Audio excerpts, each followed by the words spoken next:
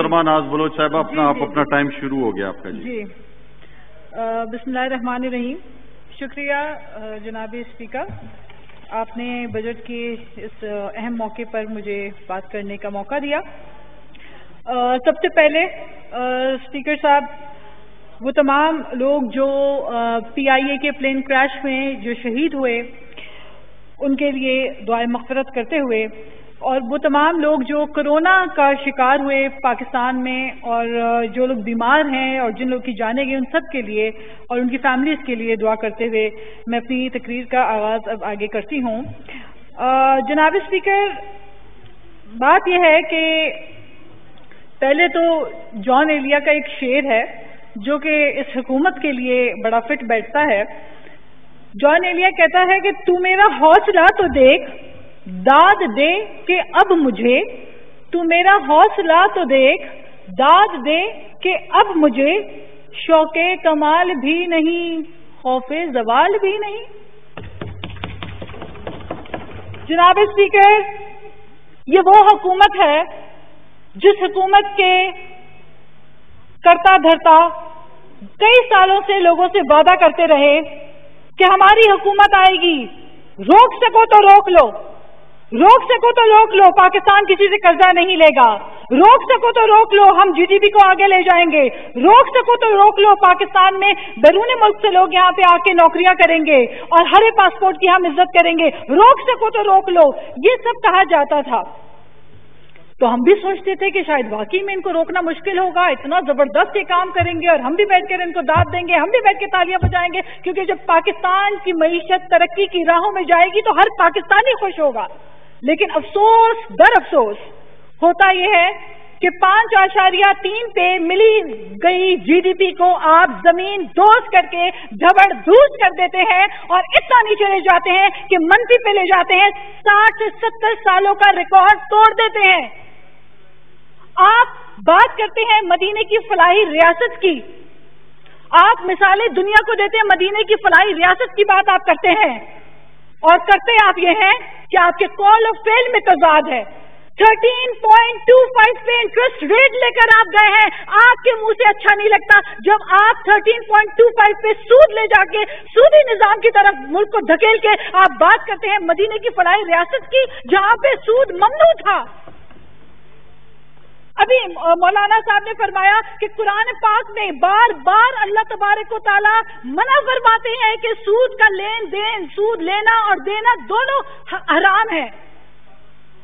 آپ بات کرتے ہیں فلاحی ریاست کی، آپ بات کرتے ہیں مدینے کی ریاست کی، تو عمل بھی کریں ان چیزوں کے اوپر. وہاں انصاف تھا، وہاں ایکوالٹی تھی، وہاں جسٹس تھا، وہاں سود ایک فیصد بھی سود کا کوئی سوچ بھی نہیں سکتا تھا، سود کا تصور ہی نہیں تھا. جناب اسپیکر، انہوں نے بات کی کہ ہم 1 کروڑ نوکریاں دیں گے، 50 لاکھ گھر بنائیں گے. تو ہم نے بھی سوچا شاید یہ سچ کہہ رہے ہیں، ایسا کریں گے. لیکن ہوا یہ کہ جب آپ کی GDP 1% نیچے گرتی ہے، ڈراپ ڈاؤن ہوتی ہے، تو 25 لاکھ لوگ بے روزگار ہوتے ہیں اسپیکر صاحب. اور اس وقت جو اعداد و شمار کے حساب سے ہماری GDP جتنی زمین دوز ہو کے دبڑ دوز ہوئی ہے، 2 کروڑ کے قریب لوگوں کو آپ نے بے روزگار کر دیا ہے. ان امپلائمنٹ کی طرف آپ ملک کو دھکیل کے جا رہے ہیں. پھر آپ نے پچھلے سال پورا ملبہ ڈال دیا گزشتہ حکومتوں کے اوپر، تمام ناکامی گزشتہ حکومتوں کے اوپر.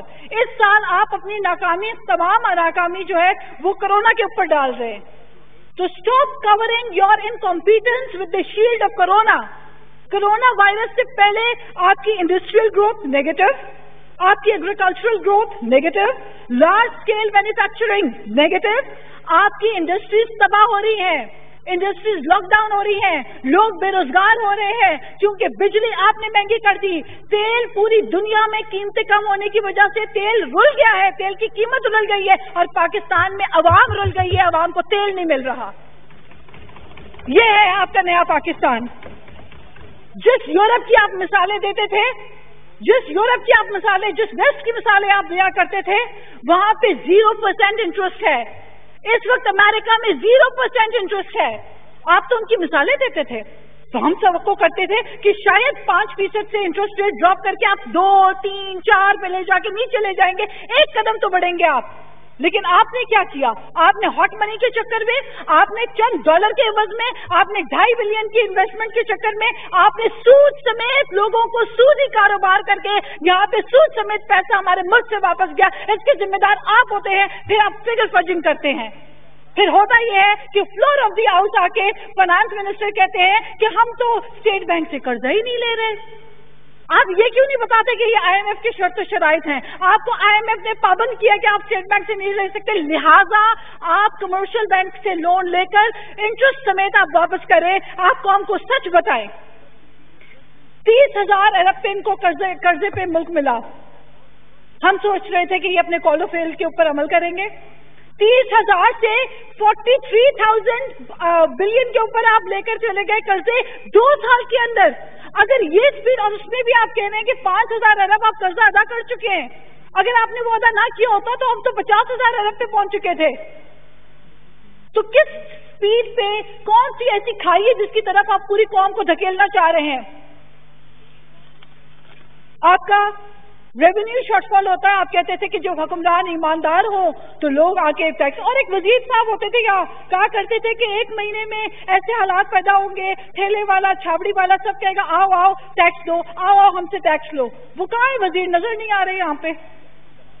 تو باتیں کروا لیں ان سے, صرف ان سے باتیں کروا لیں.